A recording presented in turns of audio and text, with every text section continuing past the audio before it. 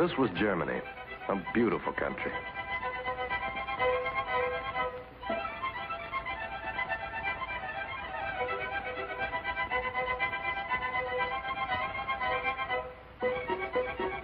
A historic country.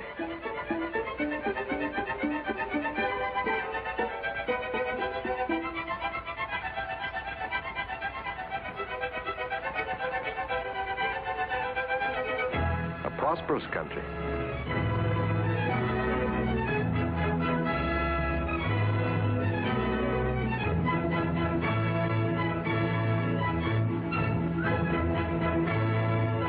A modern country.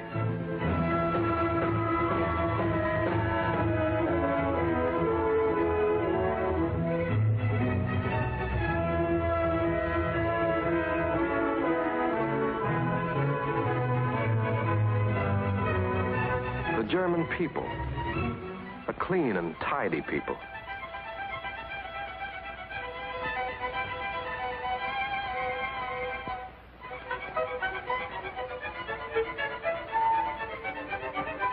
An educated people.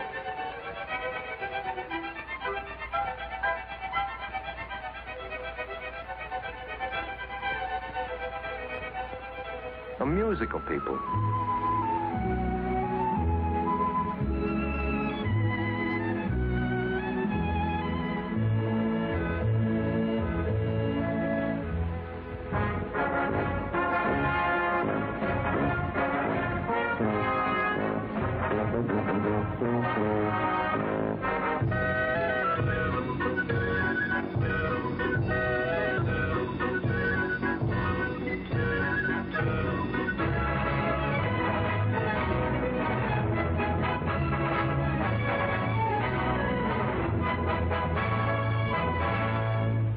An industrious people.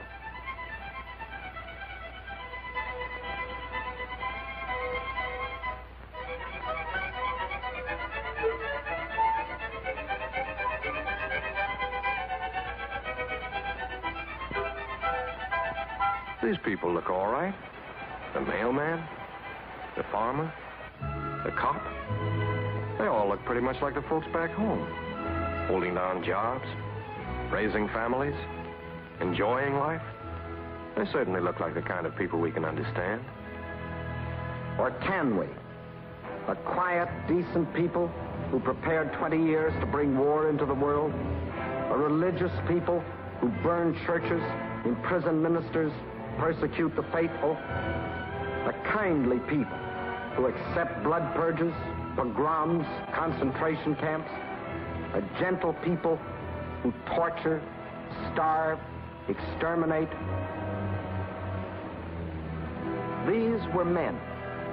They died in German concentration camps.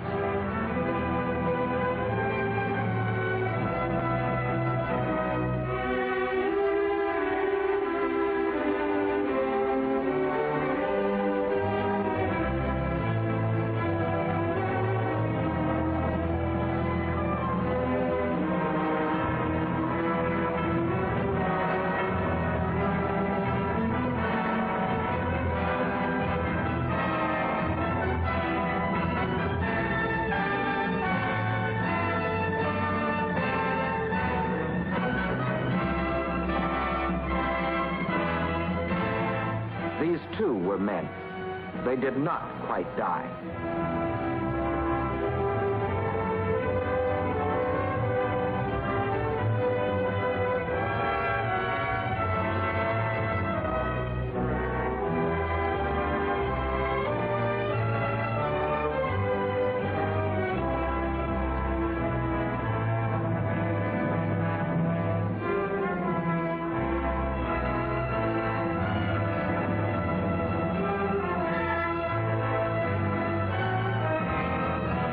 These bones were men, women, and children sent to be exterminated in a German death factory.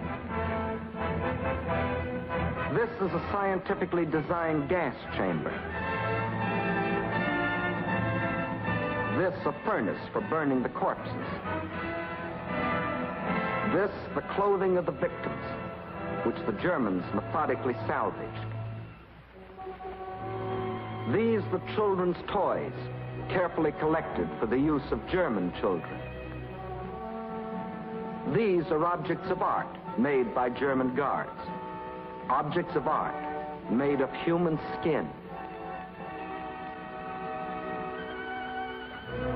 These were Poles, murdered by the Germans before they left Lublin. These were Italians, murdered by the Germans before they left Rome.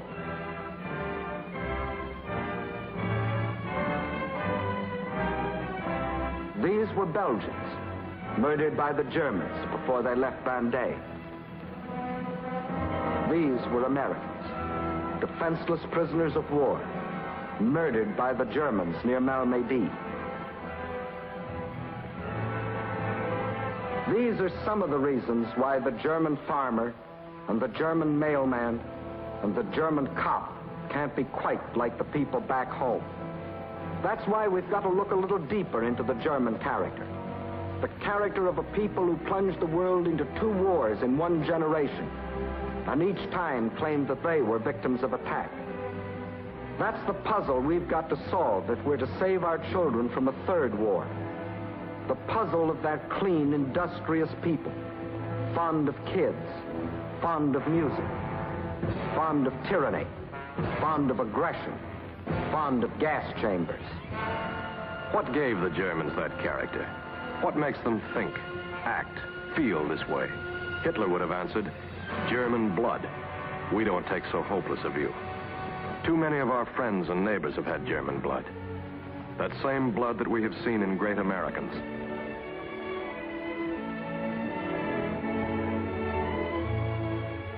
For what makes an American is not any special, precious sort of blood, but the tradition we have inherited. It's tradition, not blood, that patterns the way we think and act and feel. Our ancestors came here to escape tyranny. That's part of the American tradition. That's why no American can believe in any government that is not of the people, by the people, and for the people. They came to be able to pray in any way they wanted, or in any church they wanted. That's why freedom of religion is part of our tradition. In school, we learned that none of us is any better than any other American, or anybody else in the world for that matter. That there is no privileged few, that all men have equal rights. That's the tradition we were brought up in. At home, at school, among our friends, at our jobs. That is the tradition that has made us what we are.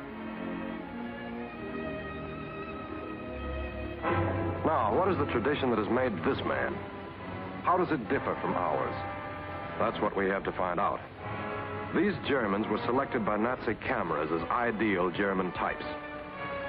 Let's call one of them Carl Schmidt, a self-termed member of the master race who goose-stepped his way across an entire continent.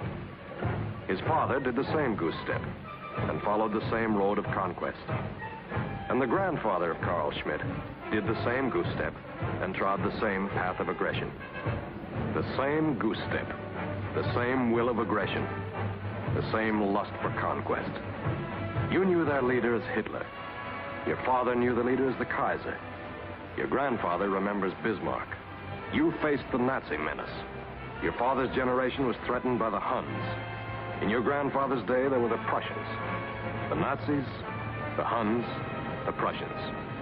3 different names for 3 generations of Germans, attempting to inflict their will upon others by force. 3 generations following a tradition so different from ours. Let's go back even further and see how this tradition began. 150 years ago, there was no single country called Germany. Instead, a loose conglomeration of 300 little states without a common history, religion, or literature. In America, even at that time, we were living under the democratic constitution we enjoy today. The British could look back on hundreds of years of parliamentary government. The French had made their revolution in the name of liberty, equality, fraternity. But the 300 little German states were still the property of autocratic princes and ruled without the consent of their peoples. Not one had a constitution, not one had a parliament, Not one had freedom of speech or of the press or of assembly. Instead, a rigidly organized medieval society with all power centralized in the hands of the feudal lords.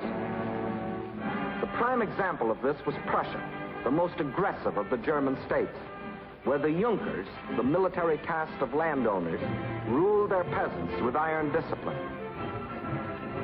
To perpetuate this feudal militaristic society, the Prussian king, Frederick the Great, established a rigid code of laws administered by a host of state officials answerable only to him. This was the perfect system to prevent any rise of liberty among his subjects. It was also the perfect system to make possible ruthless aggression against the world. I begin by taking. I shall find scholars afterward to demonstrate my perfect right. And he took. First, he invaded Prussia's brother country, Austria, without a declaration of war.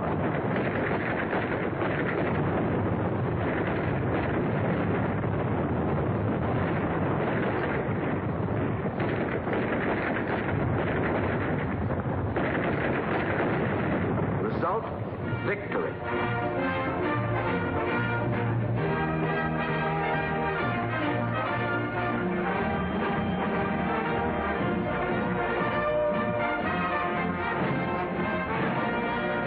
For 7 years, he fought single-handed against Austria, Russia, Sweden, and France, thus creating throughout the other German states the myth that Prussian arms were invincible.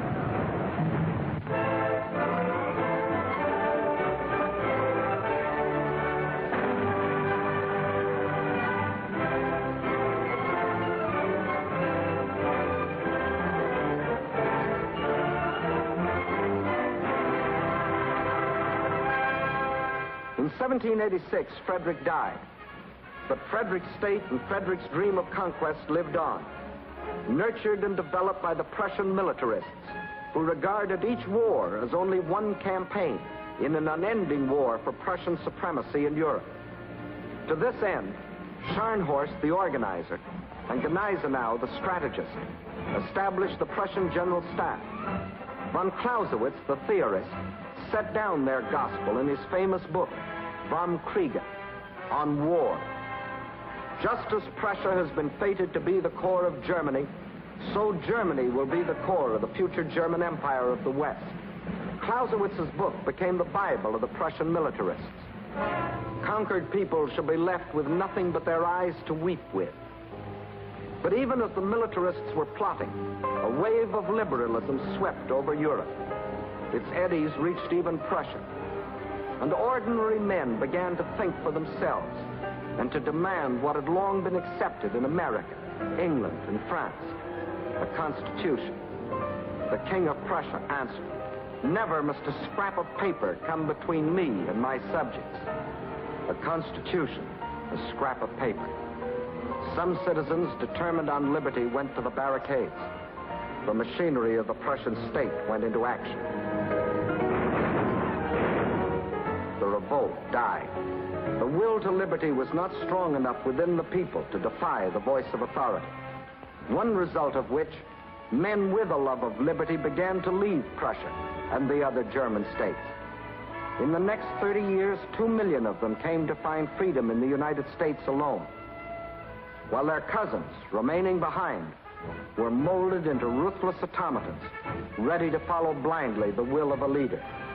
And that leader arose. Otto von Bismarck, appointed Prime Minister of Prussia in 1862. A clever man, a shrewd man, but devoted to the Prussian dream of conquest, and a master of the Prussian method of achieving it. The great questions of the day will not be decided by resolutions of majorities, but by blood and iron, and to go with it, ruthless discipline at home. As soon as anybody can show me that it is sound policy, I shall be equally satisfied to see our troops fire at the French, the Russians, the English, or the Austrians. 2 years after Bismarck became Prime Minister, he provoked a war against Denmark.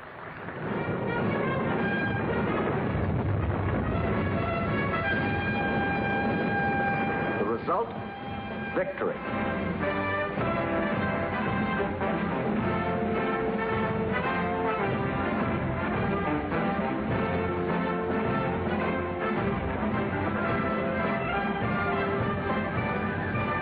Years later, against Austria.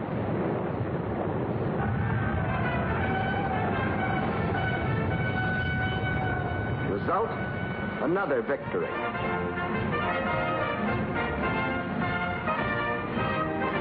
4 years later, the great test against France.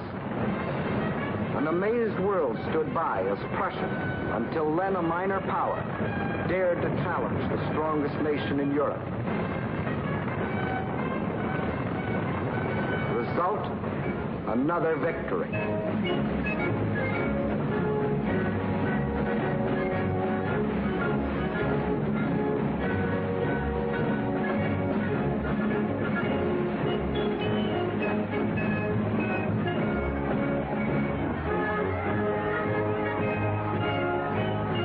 This was the moment of triumph that changed the history of the world. The Prussian dream of conquest was no longer a dream. The German princes saw the Prussian eagle soaring triumphant in the European sky. Now they clambered on the bandwagon and united under Prussian leadership to form the German Empire. And in the Hall of Mirrors in Versailles, heart of defeated France, Bismarck saw his Prussian king crowned German emperor, absolute monarch of a new empire, founded on blood, iron, and conquest. Its symbol, Victoria, emblem of victory. Not the Liberty Bell, not the Magna Carta, not Liberté, Égalité, Fraternité, not any symbol of freedom, but Victoria, the symbol of conquest. Thus, Prussia had created Germany, and the myth of Prussian superiority had become the myth of the master race. And if the Carl Schmitt of that generation had any worries about the liberties that had been denied him, they were now forgotten. In this moment of triumph, just to be a German was enough. In the newly created Reich, industry flourished as never before. The merchant fleet grew larger every day. German harbors were jammed with commerce, and German stomachs filled with beer and sausage. Germany had achieved unity, become rich. No other country threatened her. The world hoped for a peaceful, good neighbor. But the world had forgotten the Prussian tradition that Germany had inherited. A tradition not of peace and friendship, but of war and conquest.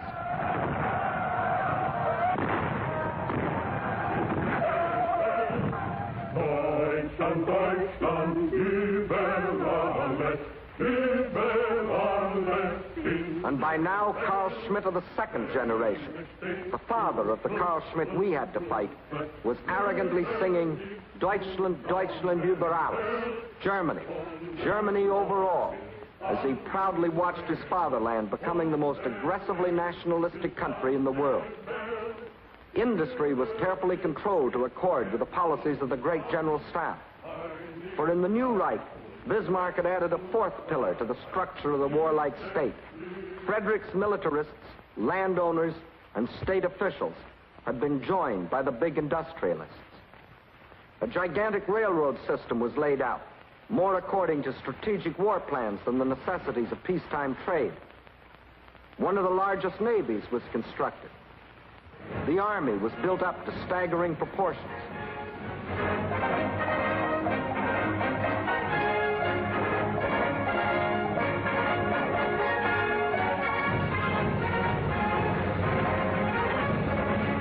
And the German officer was the idol of the nation, the personification of German ambition.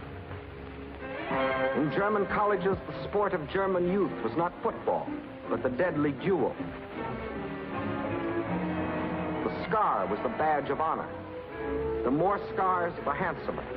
Did they not prove the man's prowess in arms? And contentedly watching all stood the great General Staff, still directed by the Prussian Junkers, secure in the knowledge that their power and authority was indisputable. Germany was geared for war. All it needed was a new leader to give the word. And again, that leader was at hand. William II of Hohenzollern, the Kaiser that your father knew.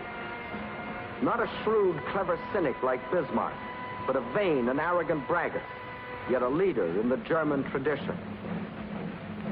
We Germans like to bear arms, and we like the game of war. I shall enlarge your borders. And what did Carl Schmitt's father say to all this? A German spark has always ignited the fire. Soon everything will be aflame. Through one international crisis after the other, the Kaiser rattled his sword, loudly demanding Germany's place in the sun. In vain, the other powers proposed an international agreement for general disarmament. But disarmament didn't suit the plans of the German militarists, landowners, state officials, or industrialists. They wanted their own way, and their own way meant war. War, therefore, was inevitable. It only needed an incident.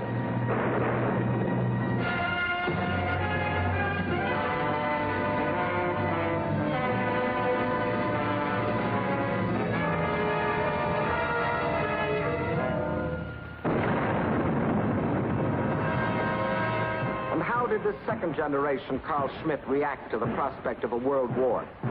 Berlin took on the air of a carnival.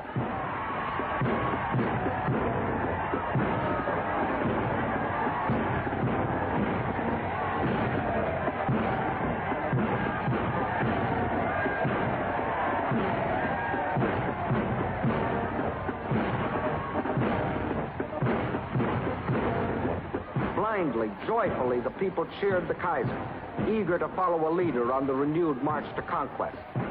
Thus, in August of 1914, Carl Schmitt of the second generation, indoctrinated with 150 years of Prussian tradition, marched off to set the world aflame.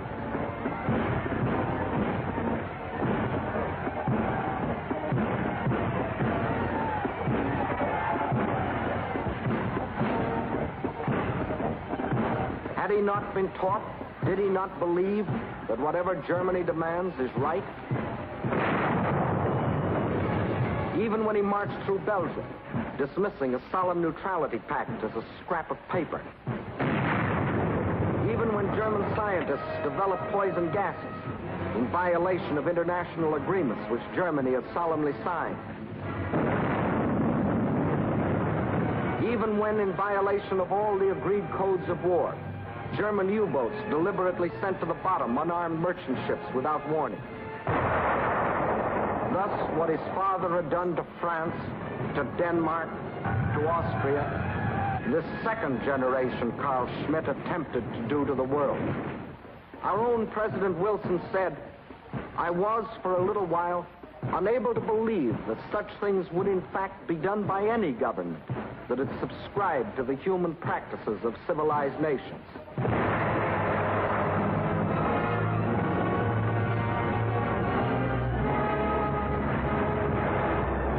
But only when we realized that we were directly threatened, only when every protest had been ignored, and Germany had carried the war right into our home waters, did we feel compelled to fight.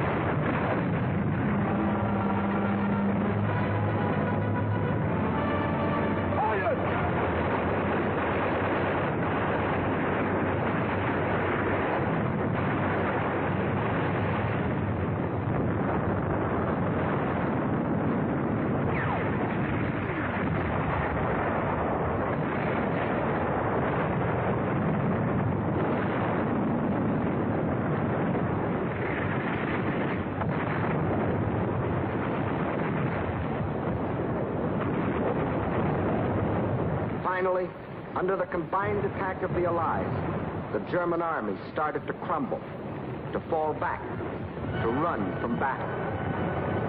Germany was at the mercy of the Allies.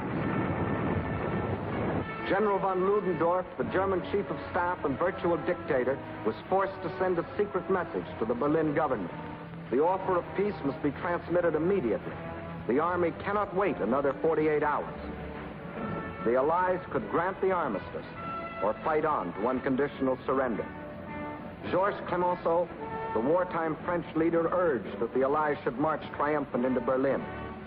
Our own General Pershing said, "Complete victory can only be obtained by continuing the war until we force unconditional surrender." But the world would not listen. So golden was the thought of peace that the armistice was granted. We celebrated. Not only because the war was over, but because it seemed that we had put an end to German militarism forever. Hadn't the German army been beaten? Hadn't the German plan for conquest failed? Hadn't the Kaiser had to run away to Holland? And his war leader, Ludendorff, to seek refuge in Sweden? And wasn't Germany now a republic, apparently like our own, based on liberty and equality? Didn't that prove that Carl Schmitt had rid himself of the old German tradition? That's what your father thought as he celebrated in 1918. But let's see what had really happened. When defeat was imminent, the men who had caused the war stepped conveniently into the background, leaving the weak opposition parties to take over. That was how, overnight, Germany became a republic. It had elected representatives, all the appearances of democracy. But beneath the surface, the old German system went on as before. The state officials of the Kaiser's empire were the state officials of the new republic. The industrialists of the empire ran the industry of the republic. Even the same teachers presided over the same classrooms, preaching the same gospel of nationalism and German racial superiority. And above all, the general staff of the empire continued to function, even though secretly. The old Germany still lived, and Carl Schmitt, too, had never really changed. In the first place, he never believed that his armies had been defeated. During the 4 years of the war, he had been told only of an unending string of victories. News of defeat had been kept from him. And when the fighting ceased, wasn't his glorious army still on foreign soil? Germany itself still uninvaded? And because Germany was granted an armistice instead of being forced to unconditional surrender, Carl Schmitt never saw Allied soldiers marching through his capital. Instead, the German army home again after the armistice, bands playing, colors flying. Like the army of Frederick the Great. Like Bismarck's army.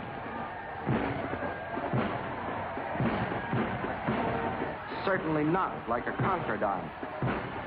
Why then had Germany signed an armistice, Carl Schmitt asked himself? Why, a year and a half later, what he called the shame treaty of Versailles? Why was Germany, in his judgment an undefeated Germany, accepting the penalties of defeat? Bitter, sorry for himself, Carl Schmitt was looking for a scapegoat. He found one. The one the German war leaders had always planned that he should find. Carl Schmitt never blamed the men who had caused the war. Instead, he blamed the men who had signed the peace. Thus, in Carl Schmitt's distorted thinking, the ill-fated German Republic meant a bunch of traitors that had stabbed the fatherland in the back. And the general staff, the great landowners, the industrialists, the state officials smiled contentedly. Not only had they escaped blame themselves, but they had smeared the idea of democracy in Germany. It was a blow from which it would never recover. Carl Schmitt would go back to the old tradition, the tradition of Frederick and Bismarck and the Kaiser, the tradition of militarism and war. But wasn't the Versailles Treaty designed to prevent Carl Schmitt starting another war, even if he wanted to? By this treaty, the Germans agreed to disband the general staff, to limit their army to 100,000 men, to hand over their fleet, to demilitarize the Rhineland and coastal fortifications. They bound themselves never again to build an air force or submarines. And to enforce the treaty, Allied troops were to occupy the west bank of the Rhine, the Cologne sector for 5 years, the Koblenz sector for 10, the Mainz sector for 15. Further, there was the League of Nations, designed to prevent Germany or any other country from starting a war of aggression. Yet, only 20 years later, the Carl Schmitts of our generation were on their way again for another try at smashing the world into submission.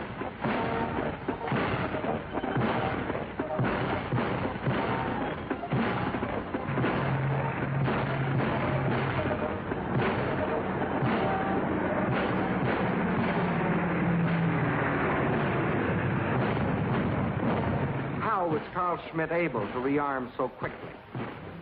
Like every other country after the last war, Germany faced hard times. But in Germany, careful manipulation made its results much worse for the millions of Carl Schmitts. Inflation made clever financiers rich and canceled the huge debts of the big landowners. It broke Carl Schmitt. Then came the Depression. That cost him his job. So hunger was added to his resentment and bitterness. This was the moment for which the unholy quartet had waited. Now the militarists, the landowners, the state officials, the industrialists emerged from their self-sought obscurity. Their plans were ready. Now they went to work. "What is the cause of your troubles?" shouted Schacht of the Reichsbank. "The Treaty of Versailles." "Who signed the treaty?" asked the reactionary newspapers. "The Democrats." "And why are you starving?" said Krupp, the munitions king. "To pay for reparations." "Who started the war?" said the Crown Prince. "The French." "Who lost the war?" asked Hindenburg. "The Democrats, the Communists, the traitors." And Carl Schmitt listened. He was hearing the story he wanted to hear. He was the victim of a vast conspiracy, he told himself. The world was against him. Once again, he was being taught to hate. Once again, he was thirsting for revenge. And revenge was possible because the world allowed him to tear up the Versailles Treaty, clause by clause. Instead of enforcing it, we Americans refused to sign it and withdrew our army of occupation after only 9 months. The British, even though Germany was consistently violating it, pulled out after 5 years. The French made one final attempt to enforce the treaty and marched into the Ruhr. But this made them so unpopular in a world drenched with heartbreaking German propaganda that they withdrew sullenly behind their Maginot Line. Now, let's see what would have happened had the treaty been enforced. Without a general staff, Germany could not have planned World War II. From a demilitarized Rhineland, she couldn't have attacked France or the Low Countries. Without an air force, she could not have blitzed Britain. With an army of 100,000, she could not have attacked the Soviet Union. Without submarines, she could not have threatened our own Atlantic lifeline. But the Treaty of Versailles was not enforced. And as for the League of Nations, we refused to join it. And other countries paid it little more than lip service. So once again, the Germans began to march. Not in the open at first, but on disguised drill fields, masquerading as patriotic veteran organizations, or as the so-called Technical Auxiliary Corps, ostensibly formed to help in case of strikes, or as Einwohnerwehr, vigilante groups claiming to protect the citizens against communism, or in schools, simply under the name of calisthenics, but always under the supervision of army officers. The old German tradition was on its way back. But to the victorious Allies, the German leaders sang a different tune: peace, friendship, and a piteous cry for help. Germany's fate is the fate of the world. Germany's distress is the distress of the world. The prosperity of the individual nations is the prosperity of all. I hope one day to come over to America and visit your beautiful country myself. The German political and economical situation today is extremely difficult. This is the result not only of having lost the World War, but above all the outcome of the fact that Germany's former enemies are oppressing her above endurance. And when the German leaders whined they were too poor to pay reparations, we believed them. Result? Not only did they not pay 1 penny, but they received additional billions granted them in loan. It didn't occur to most of us that they would use this money to build up their industry for another war.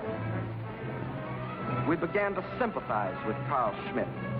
Why should he suffer because his father started a war? Maybe the Versailles Treaty wasn't fair. Maybe the French had been too tough. Or maybe it was the British. Or maybe Wilson wasn't very practical. Once again, we were determined to see only the pleasant side of the German character. This clean and tidy people.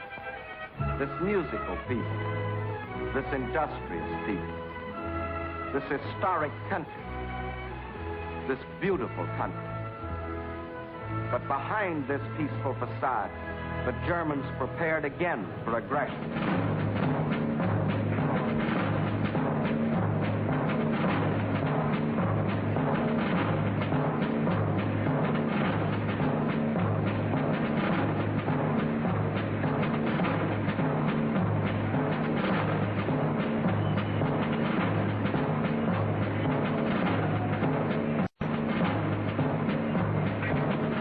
Germany began to rearm. Its leaders planned the death blow for the German Republic. True, they had already taken it over for their purposes, installing the aged von Hindenburg as president.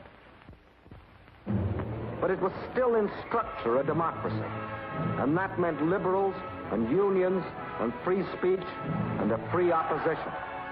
And the German leaders knew, as Frederick and Bismarck and the Kaiser had known, that you can't start ruthless aggression abroad without ruthless discipline at home. Therefore, the time had come for the Republic to be eliminated. To achieve this, they needed a tool with which to appeal to the Germans' old passion for superiority and conquest. Not a feudal monarch this time like Frederick, nor an aristocratic landowner like Bismarck, nor an emperor like the Kaiser, but an ex-corporal of the German army, with a fanatic gleam in his eye and the power to arouse a mob. Preaching the same old doctrine as his predecessors, the old doctrine that had never failed to arouse the German people. Himself jobless, uneducated, cowardly, resentful, Hitler gathered around him misfits like himself. People obsessed with grievances, real or imaginary. People who weren't as prominent as they thought they should be. People with inferiority complexes who wanted to shout with a crowd.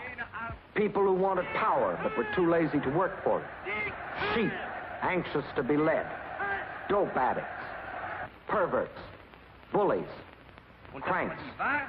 Unfortunately, those Germans who were liberally minded regarded Hitler as either a joke or a nuisance. But the German nationalists well knew his possibilities. They knew that he was capable of administering the death blow to the German Republic, of forging the German people into a single mold.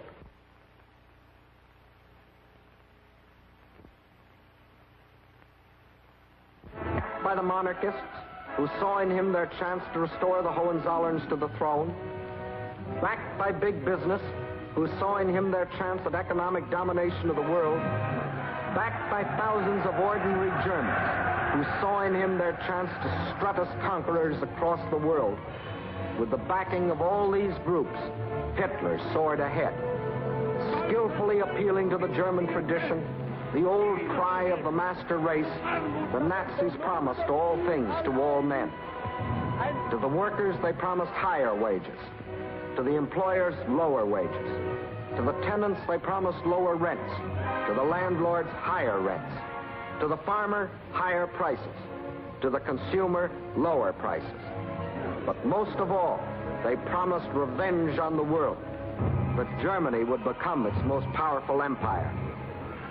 Hitler knew his audience, and by 1933, the Nazis received more votes than any other political party, and von Hindenburg installed Hitler as its leader, as German Chancellor. This was the death blow the nationalists had planned. From that moment, the German Republic was dead. 4 weeks later, the Nazis set fire to the Reichstag and screamed that the crime had been committed by the communists. Using this as an excuse, Hitler declared a state of emergency and assumed dictatorial powers. From this, it was only a step to the abolition of all political parties. In the new Reichstag, there was only one party, Hitler's party. In the new Reichstag, there was no debate.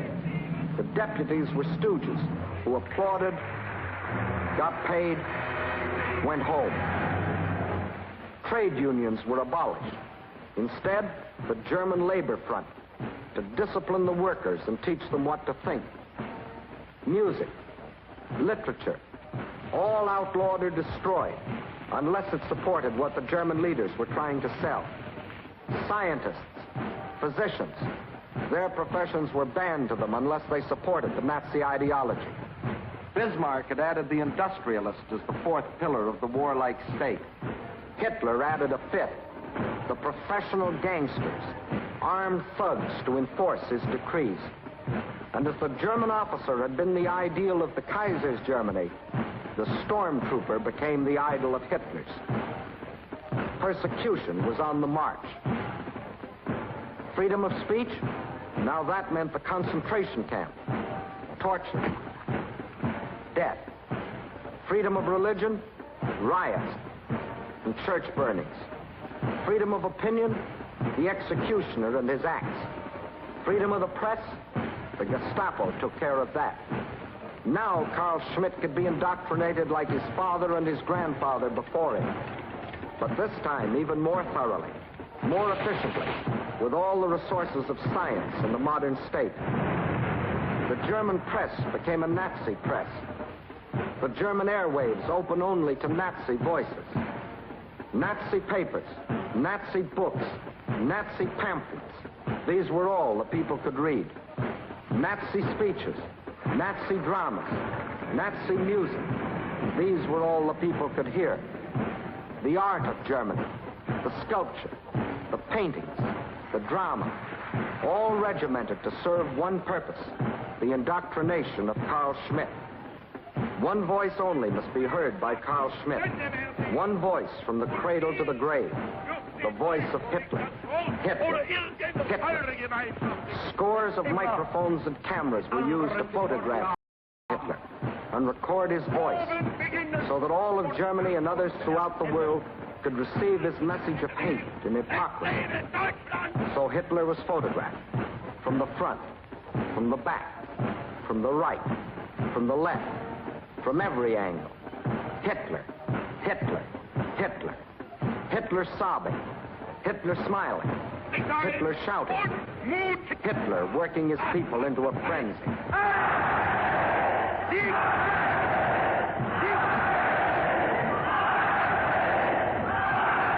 In my schools, a youth will grow up before which the world will shrink back.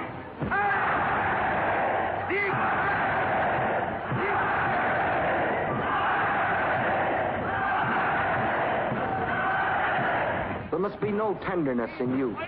I want to see in their eyes the gleam of the beast of prey.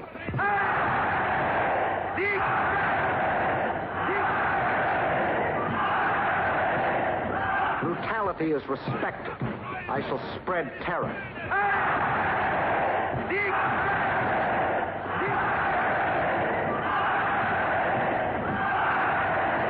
Today, Germany. Tomorrow, the world.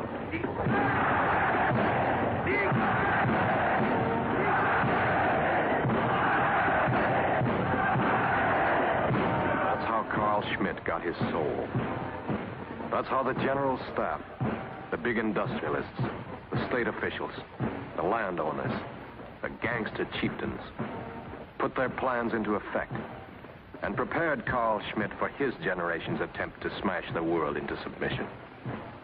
That's how Carl Schmitt was trained for conquest, just as his father was trained by the leaders of his generation, and his father before him. Each generation accepting and adding to the German tradition. The tradition of ruthlessness and medieval barbarism. The tradition of a master race. the tradition of German superiority. A false picture of the world inside German heads. These are some of the explanations for the murdered Poles in Lublin. The murdered Italians in Rome. The murdered Belgians at Bandé. The murdered Americans at Malmedy. And these are the reasons why, in our generation, nearly 30 million men have had to die. Because deep in the soul of Carl Schmitt has been planted the love of aggression and conquest. And unless that passion is uprooted, 10, 20, or 100 years hence, a new generation of Germans will find a new leader who will show them the way. How shall that be prevented? A sound beginning has been made. This time, things are being done differently.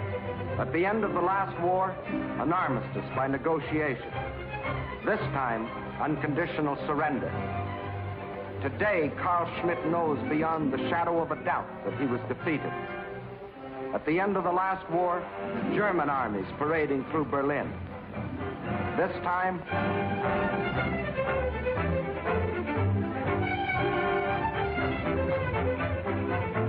the legend of German invincibility lies once and for all a shattered myth.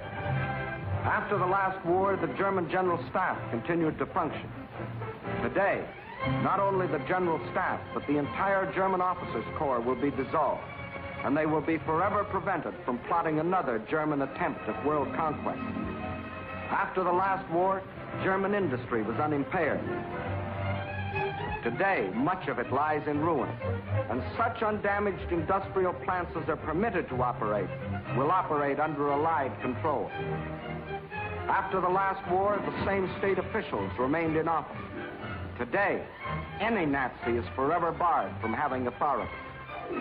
After the last war, the Kaiser found refuge in Holland, and anyone else who thought they were in any danger ran away. Today, proven war criminals must answer for their crimes. After the last war, German education was untouched. Today, all Nazi doctrine has been destroyed. New textbooks prepared for German youth under our direction, not the Germans. After the last war, this small area of Germany was occupied. Today, every square inch is under the authority of Allied troops. At the end of the last war, this was the government of Germany. Today, this is the government. We have come to Germany not as liberators, but as conquerors. And this time we shall remain for 10 years, for 20, if necessary, forever. Carl Schmitt himself will determine how long. For we shall not leave until Carl Schmitt has come to realize that he himself is responsible for not only the past, but the future. We have rid him of Hitler and the General Staff and Nazism and militarism. But we have not rid him of Frederick and Bismarck and the Kaiser, of his history and his tradition. That he must do for himself. Until he does, he is still a potential enemy of civilization. Only when he does can he take his place in the society of man. Then and then only will the German farmer, the German mailman, the German cop be like the folks back home. Then and then only can beautiful Germany, industrious Germany, cultured Germany join the peaceful nations of the world.